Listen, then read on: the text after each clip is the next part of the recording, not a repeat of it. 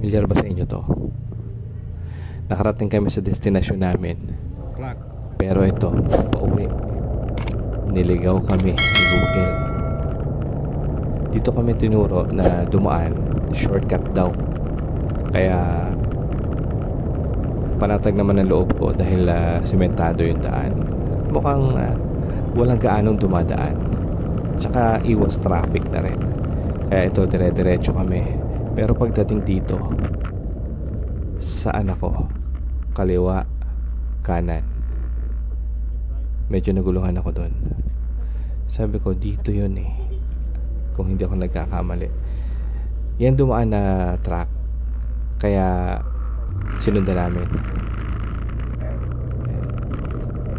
Diba? Parang biglang nawala. So, patuloy lang kami. Dire-diretso lang kami. Ayun, parang biglang may sumulpot na tao doon. O malabo lang talaga yung mata ko. Ayan. Para sa mga taga Cavite, Tagaytay, paki-comment kung anong lugar tong pinasok ko. Dahil honestly talagang hindi familiar sa akin to. First time kong makadaan dito. Ayan. So, kailangan hindi kami magpagabi kasi kung napapansin nyo, wala talagang mga ilaw, walang kabahayan. Kaya kung magkakaroon ng aberya, nakakatakot. So dire-diretso lang kami and may mga nakikita naman kaming mga tao. Maganda yung kapaligiran. So under construction nga daw to. Hindi pa nga daw nagbubukas sa mga motorista, pero nagpapadaan naman daw sila. Ang pagkakamali ko, hindi ko tinanong kung ano yung dulo nito, kung saan kami mapupunta. Since maganda naman yung daan, kaya dire-diretso lang kami. May nakikita kami mga ilan-ilan na naglalakad. By the way, may angkas ako. So ito na yung truck kanina. Ang bilis niya. Yan, mukhang naamoy ko na malapit nang mag-putek o mag-rough road. Ito na nga.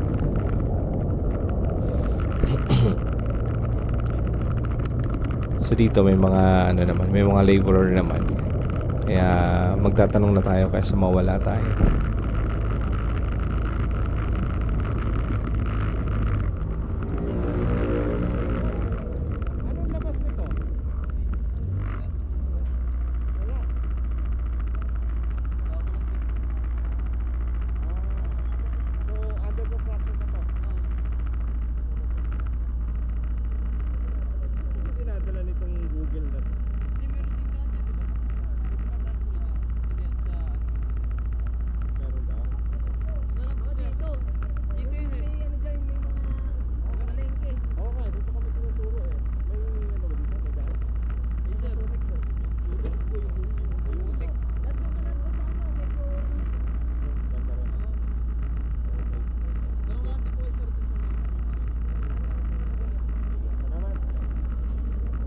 Parang wala ko naintindihan doon. Maraming salamat mga kuya. Pinapabalik tayo. So baka kasi maputik na yung dulo nito. Hindi kakayanin ng ating scooter.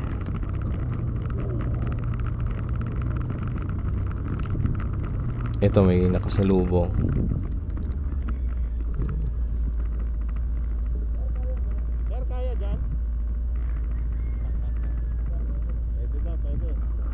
Kaya naman daw. Sige. Baka ito yung sinasabi nila kanina na shortcut. Ayan.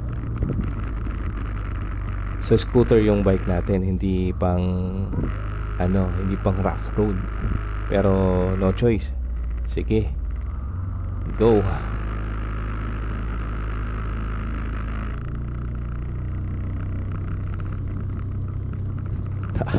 Liblib na lugar na talaga to. Alam mo yun, yung naiisip ko habang nagmamaneho ako dito. yung mga killing field na baka may matisod kami na nakabalot sa sako o nakalagay sa drum.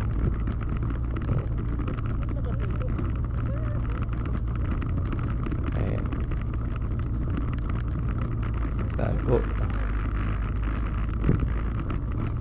Talagang liblib na to. Ayun, may mga kasalubong naman.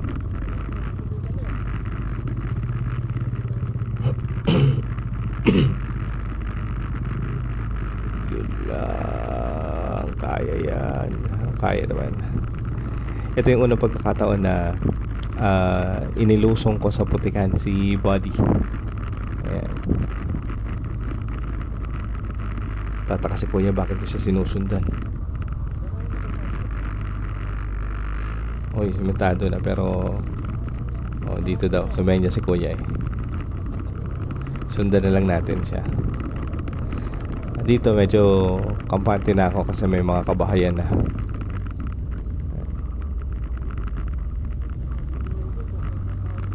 Sundan lang natin. Kailangan hindi mawala sa ating paningin si kuya.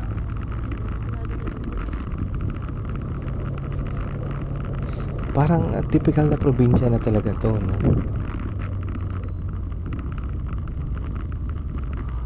Pero comment down below kung anong lugar na to, kung sino yung mga familiar dito sa lugar na to. I don't know kung sakop pa to ng Tagaytay o Cavite.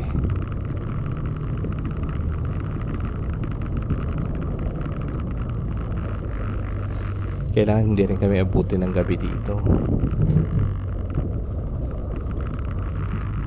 Ito isa sa importante pag nagra-rides kayo ng ganito.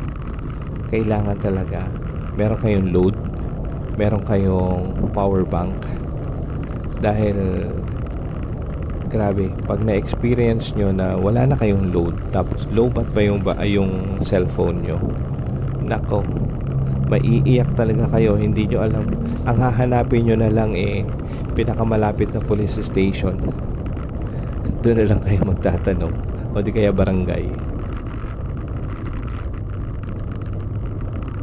Medyo pagubat na naman to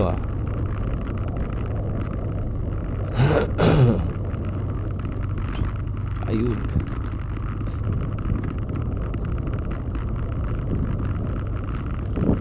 Nagmamadali na rin ako. Actually may angkas ako, yung anak nung kapatid ko, so pamangkin ko. Buti na may kasama ako. Dahil kung ako lang, nako, haharurot talaga ako dito.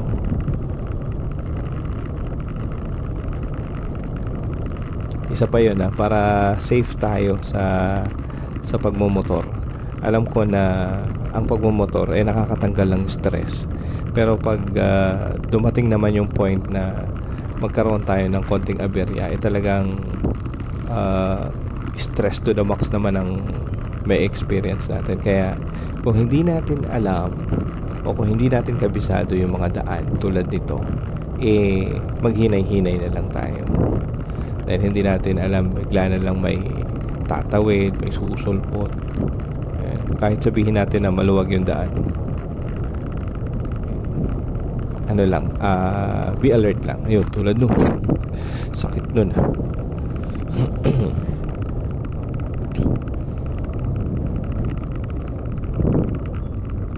Oy, mukhang malapit na. May humps na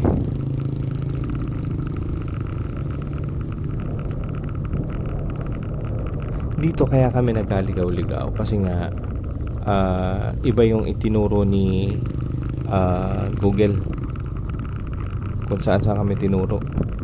Kaya this time hindi na talaga ako nag-Google. Follow na lang ako dun sa nakamotor. Ayun, nawala. Pero dati ang ginagamit compass. Sino yung mga nakaabot na dun sa compass? Yung north, south, west, east. Tama ba? 4 yun So nakita ko lang yun, nagamit lang namin yan nung nag Boy Scout ako. Nagpunta kami ng saan ba ito? Yung Ormoc. Ito naman yung after namin, siguro a week after namin mag regional jamboree, nagkaroon naman ng ano ba tawag dun sa disgrasya na yun, nagkaroon ng bagyo at maraming namatay dun sa Ormoc. Comment down kung sino yung mga nakaalala nung nangyari dun sa Ormoc. Nakalimutan ko lang kung anong taon yun.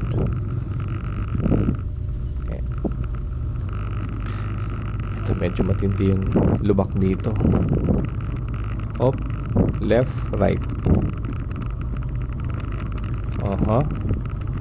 Ayun. Ito ang problema sa manobela ko eh. Pag nakakakita ng chicks na ganito, bigla na lang lumiliko ng kusa. Dapat pakanan ako eh.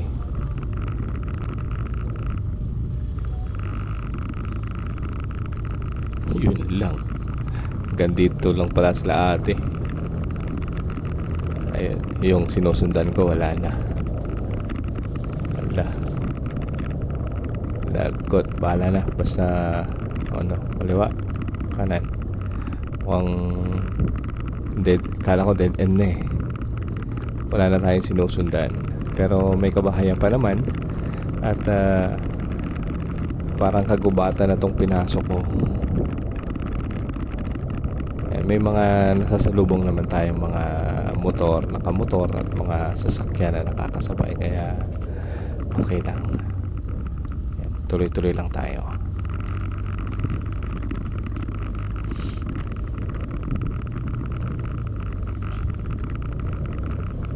Honestly, hindi ko na alam kung anong lugar na talaga to. Makapaglabas nito eh, Marawi.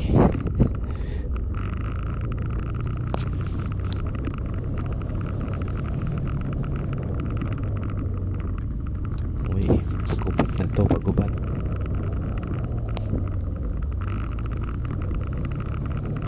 Pansin nyo yung takbo ko, medyo may pag-aalangan na eh.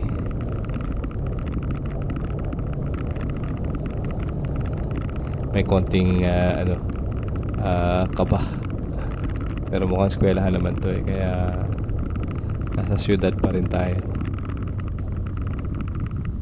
Ayun, may natatanaw na akong doon, crossing. Mukhang ito na yung main highway. Ang galing ng shortcut napalayo.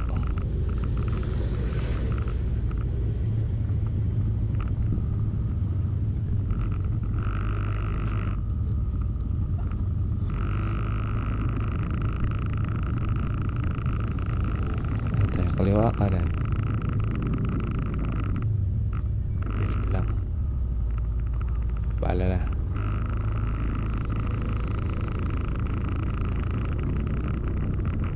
Minsan inano ko na nga eh, tinanggal ko na, dinilit ko na si waste, kasi waste of time talaga minsan. Naliligaw talaga ako pag si waste ang ginagamit ko. Medyo accurate naman to si Google, pero minsan talaga may ganitong sablay na akala niya nag-exist pa yung ganong lugar, kaya itong katinuturo. Tulad nitong nangyari sa amin, kung saan kami tinuro. Ilang beses na ito nangyari sa amin.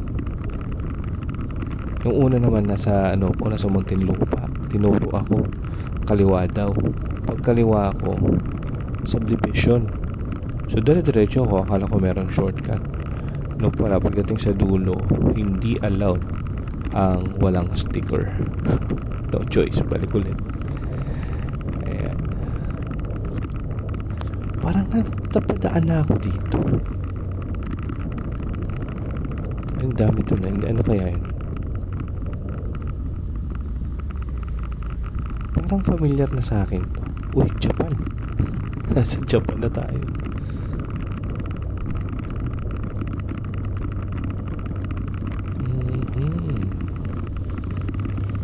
Medyo marami na sasakyan. Sabi ko na look familiar tong lugar na to eh. Ito nga ba yun? O pareho lang?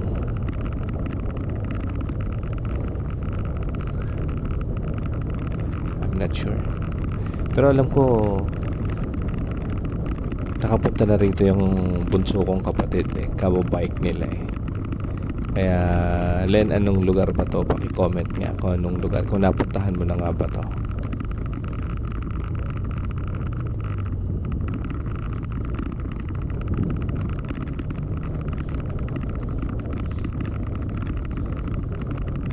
Hindi ko alam kung talagang shortcut to.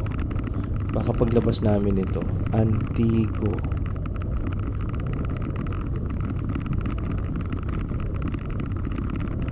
Baka paglabas namin ano na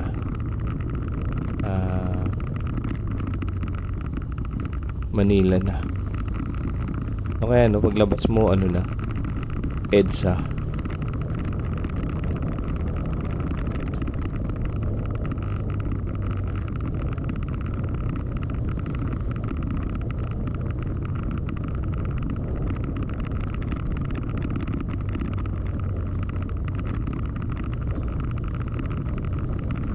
Pero ang ganda ng ano, ang ganda ng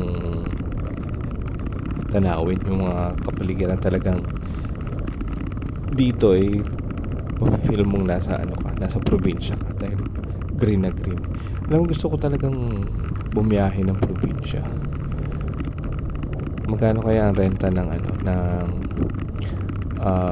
big bike? Kasi mas maganda kung naka big bike ka, pabiyahe ka ng probinsya kaysa although okay naman din ang scooter. Hindi ko pa nga lang na nababiyahe ng malayo to si Buddy. Pinakamalayo nito Pampanga. Yun pa lang yung nararating niyang malayo. At may angkas pa ako noon na. Kaya medyo hirap yung makina. Pero ganun din eh, kung babiyahe ako, marami din akong dala. Pero for now siguro ito na yung huling biyahe ni Buddy na malayo. Pero sabi ko nga, bago mawala si Buddy, kailangan makabanding ko muna to sa camping. Yun talaga yung plano ko eh, na mag-camping. Yung solo camping, moto solo camping. Ayan, suggest nga kayo kung saan ng magandang view, yung overlooking. May napanood ako sa ano eh, sa TikTok, overlooking siya ng ano, ng Metro Manila, kumbaga 360. Nakalimutan ko lang kung anong video, kung sino yung nag-upload.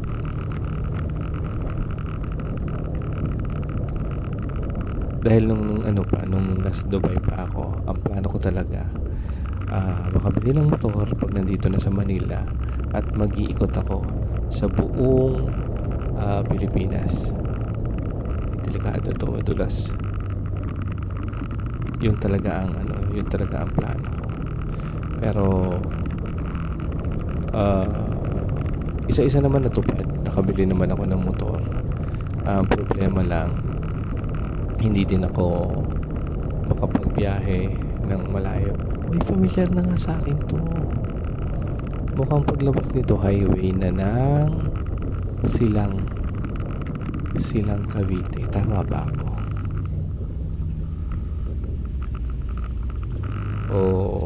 Nagfe-feeling marunong ko dito. Ayun, hindi ko nabasa. Ayan. Medyo nakakapagod mag-drive at uy naman, medyo napapalikudan naman yung manubela ko.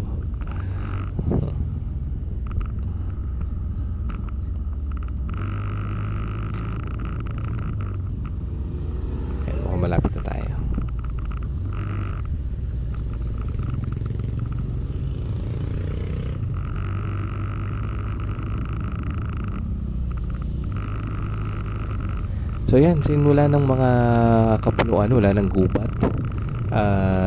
Dito ko na muna puputulin ang ating video hanggang sa susunod na rides. Ayan. Samahan niyo ulit ako na liputin ang buong Kamaynilaan muna bago ang buong Pilipinas. Ayan. Maraming salamat. Thank you for watching. And bye for now. Music, pasok.